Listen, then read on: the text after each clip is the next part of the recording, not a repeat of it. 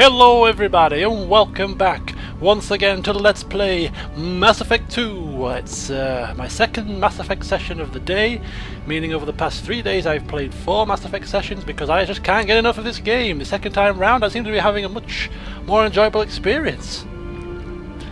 Probably because I'm LPing it, I don't know. Anyway, last time we left off we visited the Citadel once again and reacquainted ourselves with Councillor Anderson. It turns out he's having a bit of a hard time, as I watch the fish while I talk. He's having a hard time with the council. Of course, we didn't really expect him to be the lone representative of the council. Obviously, to try and fit in, they would welcome other races back into the council to create a new council. But it appears the other council members are not totally happy with the way things were conducted back in the 2 years ago when we had the big battle of the Citadel, and of course the previous council was killed. They're not obviously happy about that, and they refuse to believe that the Reapers are a threat. So we're pretty much back to square one, really. Anderson still believes us, but he is just one man on the council, and he feels as if he is banging his head against a brick wall. We explored the rest of the Citadel, found ourselves a couple of model ships, a little space hamster. Look at him. Hello. Sleep. And he goes back inside. I'm still waiting for the name because obviously I'm playing this shortly after the last session, so the last session isn't uploaded, so I don't know what his name is, but soon enough you will give him a name for me. And we picked up a few bits and bobs in the shops. We went shopping. Didn't pick up everything because some of the things were quite expensive, but we will take a look at some of the gear that we may be able to get now. So we can now put on a different chest plate apparently. The Aegis chest plate, which gives us increased health by 5% or increased power damage. Let's see, the arms increase spare ammo capacity by 10% or health by 3%. Legs,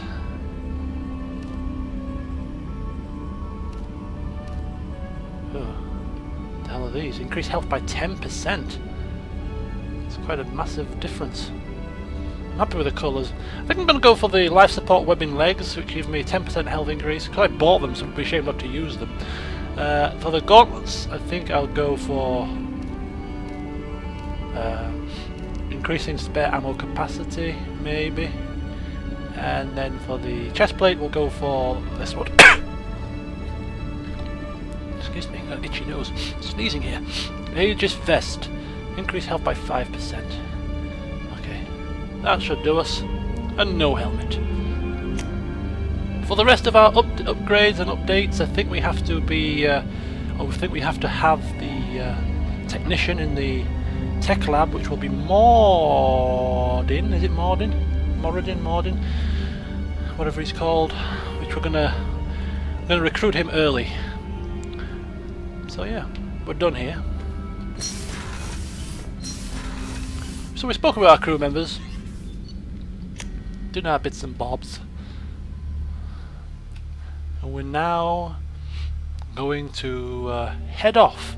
I did say at the end of the last part that we were going to go and get Mordin Solus, go and try and recruit him next. That was my next goal, but I have gone through the log, mission log, captain's log, and I have decided that there is something slightly more pressing, something that Shepard would really like to do, and that is pay his respects at the Normandy crash site. So he's going to make an emotional reunion with his previous ship, and also look for those medallions of lost crew members, and even maybe Presley's medallion might be there. So that is the first order of the day. So without further ado, as I like to say, let's bring forth the navigation map music, which makes a fond return. I hope they've got it in Mass Effect 3, I have to say that much. And we're going to jet off through the fuel depot. No, we don't need to do that. Fine. Through the mass relay, and we're going to plot a course to Where is it? Here it is, to the Omega Nebula, which has been explored only 10%. So we're going to plot a course back.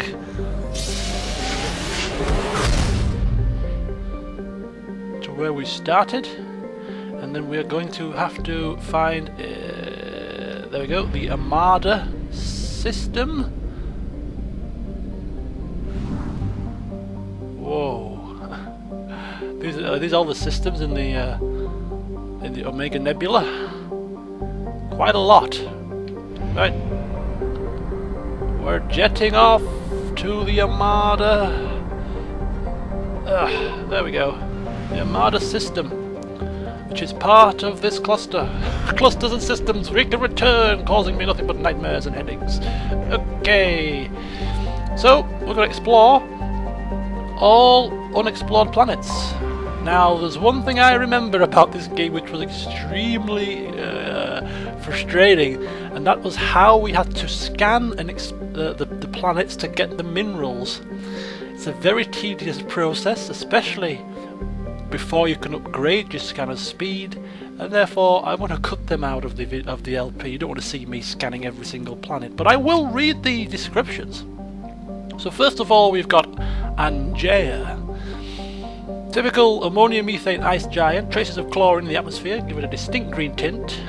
Penetrating scans have revealed large numbers of hollow, unpowered objects with dimensions of 3.14 by 12.56 by 28.26 meters circulating in equatorial cloud bands.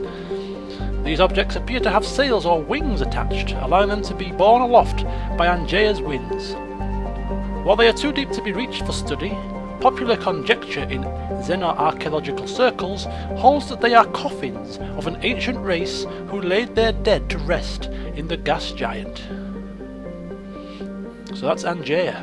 As I say, I won't scan them now. What I'll do is I'll scan them all at the very end and cut it off.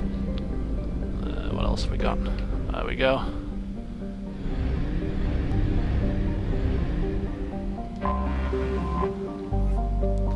Corora.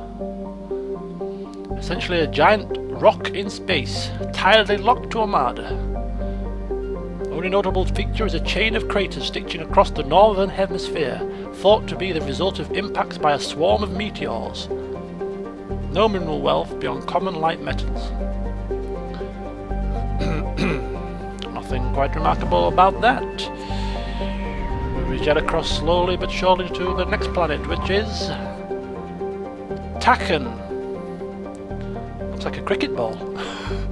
Orbiting close to the F-class star Armada, Taken is a blistering, sun-blasted hell. Neither its carbon dioxide atmosphere nor its weak magnetic field provides any protection from the star's harsh radiation. Fortunately, Taken has few significant resources and is only notable for an unusual purple desert in the southern hemisphere. Southern? Thought to be the result of eroded spessartite.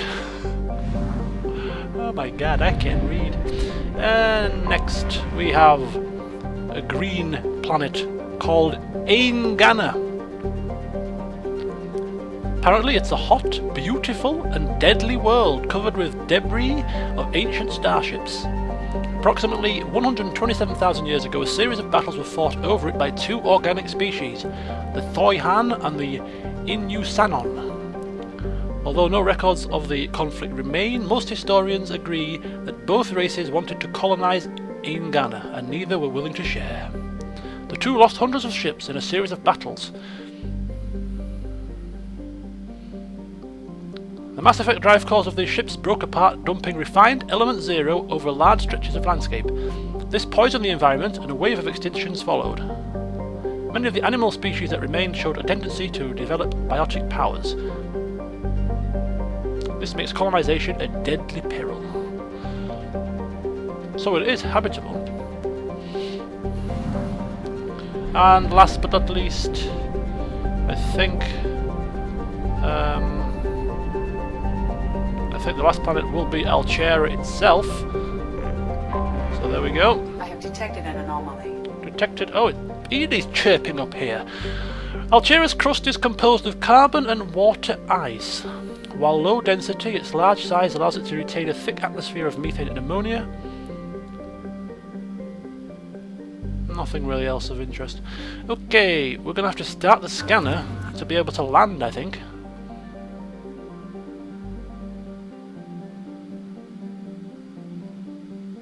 Oh, how do we scan? Oh, hold left trigger to scan.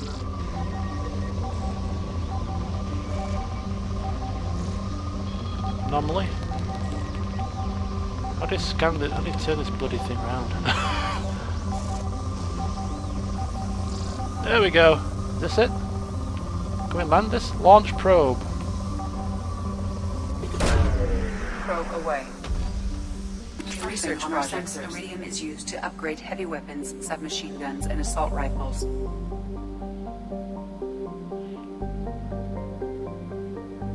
Well, can we land? Ah, there we go. Ah, it's all complicated. It's all rather complicated, this new system of traversing the planets. I'll have to get used to it again.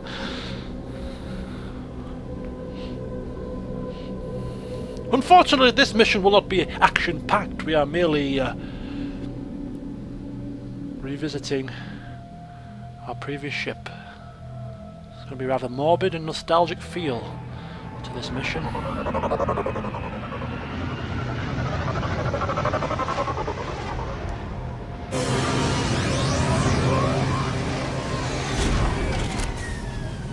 What I do remember about my first playthrough of this game and this particular mission was the fact that I struggled to find a couple of the tags, and I was looking for, must have been at least half an hour. I hope I don't have that same performance again.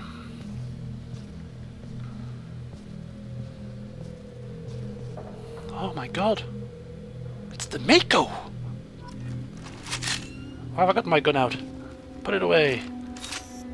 This is not time for wielding weapons. This is a time for mourning, for reminiscing. Is there a map? Explore the crash site. Locate a suitable place for the Normandy monument and recover any sign of the 20 lost crew members. We're going to be here for a while, so I suppose I want to try and make it as methodical as possible in terms of knowing which areas I've covered and which areas I haven't covered. But I think we're just going to go with the flow. What's over here?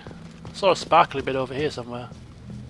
See, I've already lost my way and I've barely stepped foot here. There we go, it's over here. Dog tags are scattered high and dry.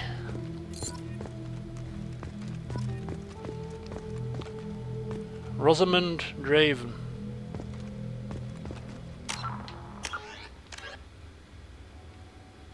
Okay.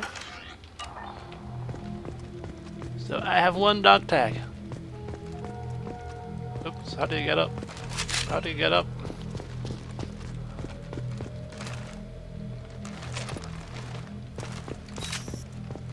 Press B to place the monument. What, here?